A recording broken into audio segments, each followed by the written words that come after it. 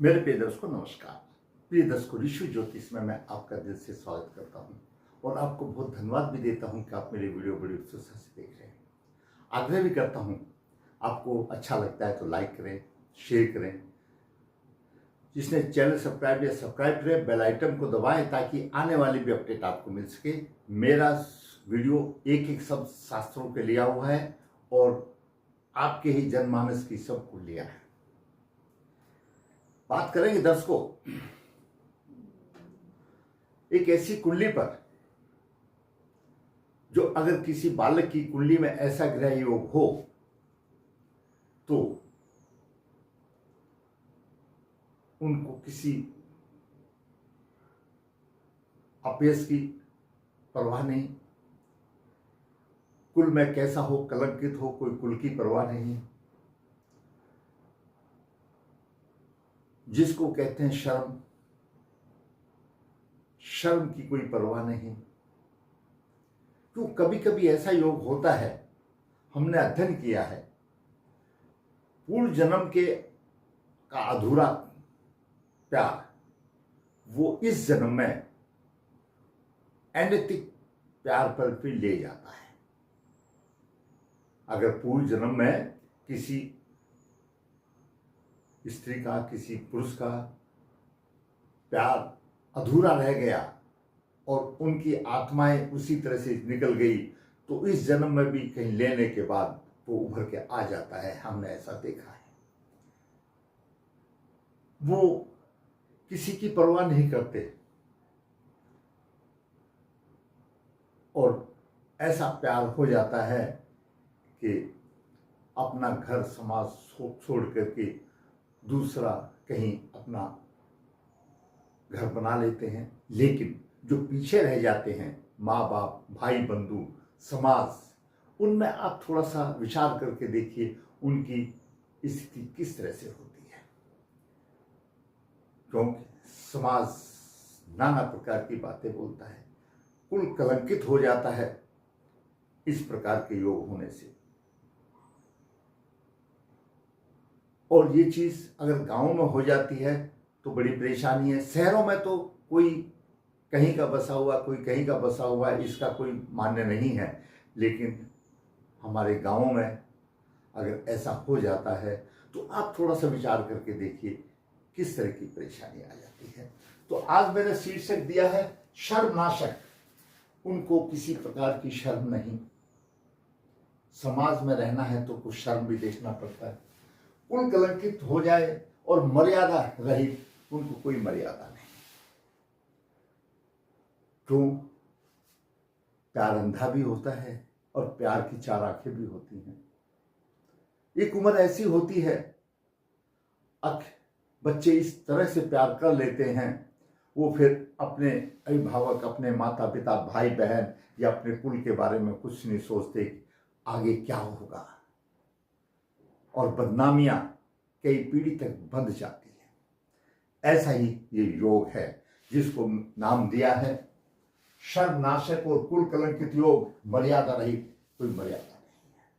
आप समय से पहले अपने बच्चों की कुंडली विचार कर लीजिए। नहीं, जब दशा अंतरदशाएं आती हैं तो फिर हमको पश्चाताप करने के अलावा कुछ नहीं बचता है। एक तो ज्योतिष एक ऐसा है कि आपके पूर्व जन्म के कर्मों के आधार पर ग्रहों की स्थिति बनती है।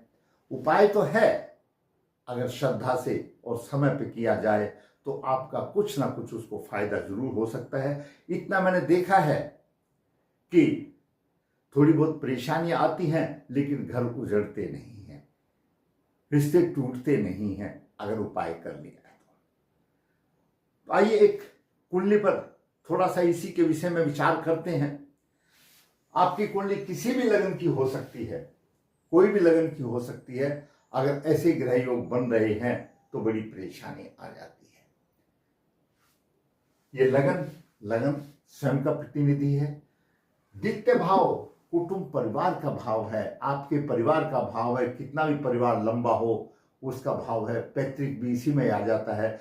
हमारा परिवार बढ़ता चला जाता है, एक दादा के कई औलादे हो जाती है, वो सब परिवार में आता है। तृतीय भाव छोटे भाई बहन का भाव है। चतुर्थ भाव माता भूमि का तो है, लेकिन जनता का भी भाव है, मातृपक्ष का भी भाव है, मित्रगणों का भी भाव है, बंधुओं का भी भाव है, अपने लोगों का भी भाव है। आप इस तरह से सोचिए। पंचम भाव प्रेम का है, बुद्धि का है, संतान का है, शिक्षा का है, इस सारे और पूर्व जन्म के कर्मों का भाव है। छठा भाव रोग शत्रु का है, और सप्तम भाव जीवन साथी का, और अष्टम भाव समुद्र पार भी है, शमशान भी है, गृहस्थ का भाव है, दबा हुआ धन भी है। तो वहीं पर नवम भाव भाग्य भाव है, और दसम भाव हमारा कर्म के भाव है, कर्म के भाव को दर्शाता है। एकादश भाव आमदनी का है, समाज से जोड़ता है, और द्वितीय भाव खर्चे का, दंड का, विदेश का, सेवा सुख का, इन सब का भाव नॉर्मल कहा जाता है। तो आज हम बात करते हैं आपको कि अगर दसम भाव में शुक्र हो और कारक ग्रह उसको पीड़ित करे। दसम भाव में शुक्र जब होता है, जब दशा पहले आ जाती है, तो दो विवाह भी करा देता है या अनैतिक प्रेम संबंध भी करा देता है। अगर वो शुक्र लग्नेश हो तो आप विचार करके सोचिए, और पीड़ित ग्रह करने वाला चतुर्थ और पंचम का स्वामी हो तो आप विचार करके देखिए चतुर्थ भाव क्या है, किससे संबंधित करता है। बहुत लंबी चौड़ी लिस्ट है, हम तो सिर्फ माता भूमि का बता देते हैं, और पंचम भाव इस तरह से। तो आप विचार करिए, तो वो ऐसा जब हो जाता है तो बड़ा पश्चाताप होता है।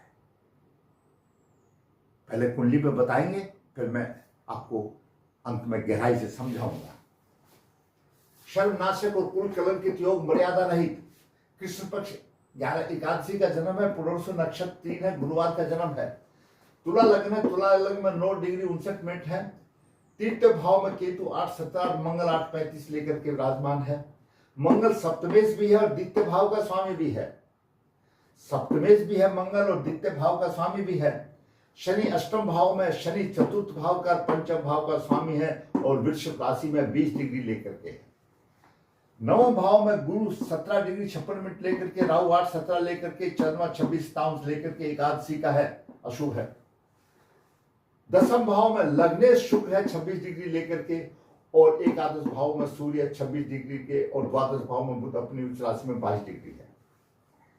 खेल यहां पर शुक्र और मंगल और शनि का है, और नवम भाव का है। दर्शकों, संबंधित कुंडली में शुक्र क्या है, लग्नेश है और अष्टम भाव का स्वामी है। लग्नेश स्वयं है, अष्टम भाव गुप्त अंगों का भी स्वामी है, और शुक्र यहां पर दसम भाव में है। यह शुक्र साधारण नहीं है, लग्नेश है, और शनि यहां पर अष्टम भाव में है, गुप्त अंगों में बैठा हुआ, आप ऐसा सोचिए। और शनि साधारण नहीं है, चतुर्थ भाव का स्वामी और पंचम भाव का स्वामी है।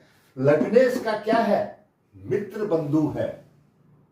आप कुंडली में इस तरह से सोचिए कि शनिदेव तुला लग्न की कुंडली में पंचमे से चतुर्थ में है, शुक्र का मित्र बंधु है, हितैषी है, हितैषी चाहने वाला है, और दसम भाव में शनि उसको पीट रहा है। मंगल कुटुंब परिवार का स्वामी भी है, सप्तम भाव का स्वामी भी है, पीड़ित है। मंगल सप्तमेश का प्रतिनिधि करता है, और शुक्र लग्नेश का प्रतिनिधि करता है। मंगल की अष्टम दृष्टि यहां पर आ रही है, दसम भाव में आ रही है। अंशों में थोड़ा ये अंतर है, लेकिन शनि बराबर के अंश लेकर के बैठा हुआ है। थोड़ी सी मंगल की भी तपत उसको पहुंच रही है, और शनिदेव की पूरी पहुंच रही है। मंगल सप्तमेश है, मंगल कुटुंब का स्वामी है, द्वितीय भाव का स्वामी है, तो सप्तमेश भी लग्नेश का अपना ही हो गया, और कुटुंब का स्वामी हो गया, तो कुटुंब भी परिवार वाला ही हो गया। आप इस तरह से सोचिए, और इसका निचोड़ मैं आपको अंत में बताऊंगा हुआ क्या। और शनि चतुर्थ और पंचम भाव का स्वामी है।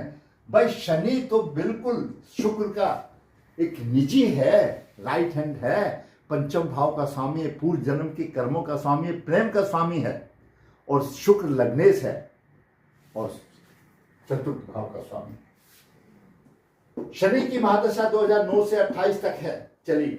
जब बीच में अशुभ दशा आई तो ये जब बालक की कुंडली हो या बालिका की हो, इसका प्रेम प्रसंग अपने परिवार में ही हो गया, अपने परिवार में ही हो गया। जैसे बोलते हैं ना, एक दादा के 5-6 घर हो जाते हैं। अब सोचिए इस बात को, अपने ही परिवार में प्रेम प्रसंग हो गया, प्रेम प्रसंग हो गया। मंगल का भी प्रभाव और शनि का प्रभाव।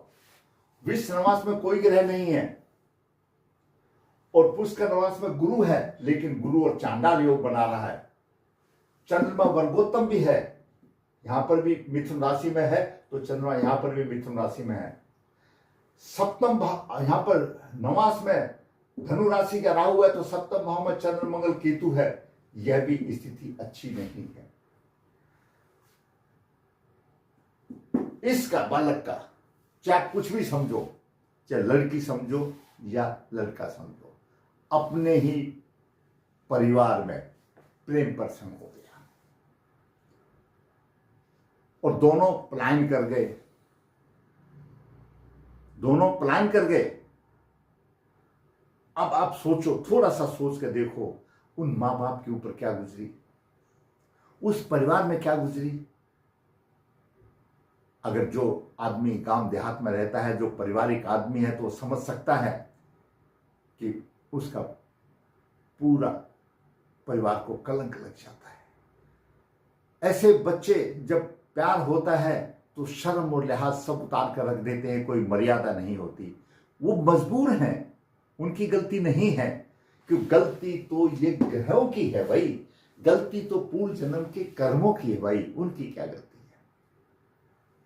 इसलिए मैं हमेशा कहता हूं माता पिता को, आज आपका बच्चा ठीक चल रहा है और ये ज्यादा नहीं, 2001 का बालक है, 25 साल हुए हैं। थोड़ा सा सोच के देखिए अब क्या प्रभाव होगा समाज में, कुल में क्या प्रभाव होगा। इस तरह की घटनाएं जब हो जाती हैं, वो मर्यादा नहीं रखते, कुल कलंकित हो जाता है, उनको शर्म फिर रहती नहीं है, प्यार में अंधे हो जाते हैं। ग्रहों का कसूर है, किसी का कसूर नहीं है। नवम भाव धर्म है, धर्म के विपरीत हो गए, कि गुरु भी पीड़ित हो गया, राहु भी यहां पर आ गया। वो धर्म और किसी मर्यादा को मानते नहीं इस कंडीशन में, चाहे उनका पूर्व जन्म का अधूरा प्यार हो या कुछ भी हो, ऐसी हरकतें तभी होती हैं। आप सोचिए, आप अपने हिसाब से सोचिए और फिर कमेंट्स बॉक्स में लिख दे, ताकि हमारे भी ज्ञान की वृद्धि हो।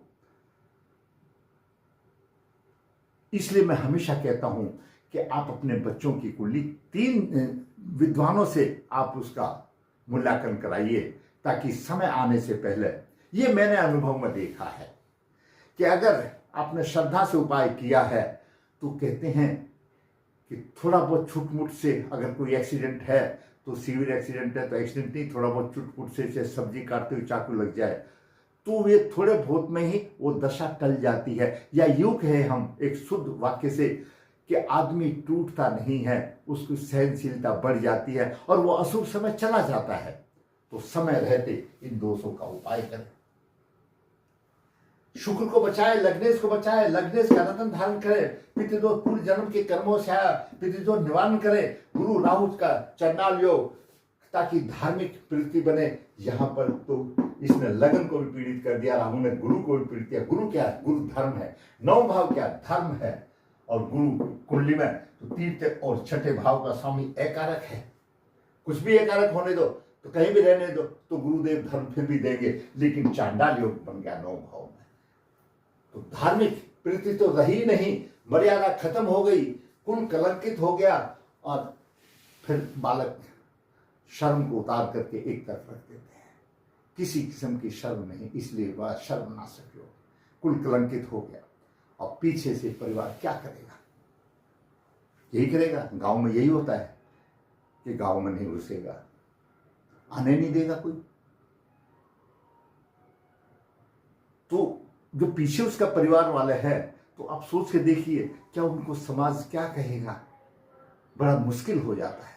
तो ऐसी अशुभ स्थिति का सामना करना पड़े, इससे पहले आप अपने बच्चों की कुंडली 1 से नहीं 3 से दिखाइए और जो उपाय किए, और ऐसे दोष निवारण करके, बच्चा है तो उसका अर्क विवाह कीजिए और लड़की है तो उसका कुंभ विवाह कीजिए, और फिर छोड़ दिए प्रभु के ऊपर। आपका राह आसान होगी, आपके जो दोष है वो खत्म नहीं तो कम जरूर हो जाएंगे, और ऐसी स्थिति बनेगी और आपका जीवन अच्छी तरह से बीत जाएगा। अगर आपको मेरा वीडियो अच्छा लगा तो आप लाइक करें, शेयर करें, चैनल सब्सक्राइब करें ताकि आने वाली अपडेट आपको मिलती रहे। धन्यवाद।